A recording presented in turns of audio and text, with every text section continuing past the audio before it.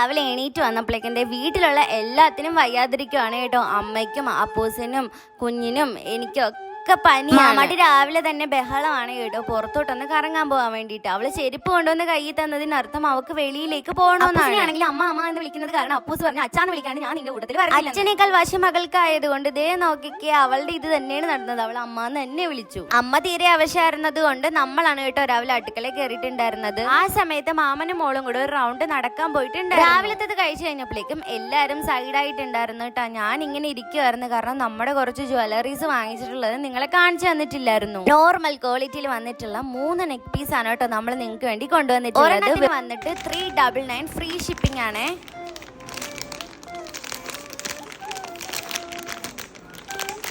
Kashi touch വരുമെങ്കിൽ കാശിമാലയല്ല, നടുക്ക് വന്നിട്ട് ലക്ഷ്മിയുടെ ലോക്കറ്റ് ആണ്. എനിക്കിതിന്റെ പേരൊന്നും പ്രോപ്പർ ആയിട്ട് അറിയില്ല, കാണാൻ നല്ല ലുക്കായിട്ടുള്ള സാധനമാണ്. ഓണത്തിന് സെറ്റ് സാരിയുടെ കൂട്ടത്തിൽ നമുക്ക് വിയർ ചെയ്യാൻ പറ്റുന്ന അടിപൊളി സാധനമാണ് കേട്ടോ ഇത്. വേഗം തന്നെ മാമാട്ടിക്ക് മെസ്സേജ് അയച്ചോളൂ.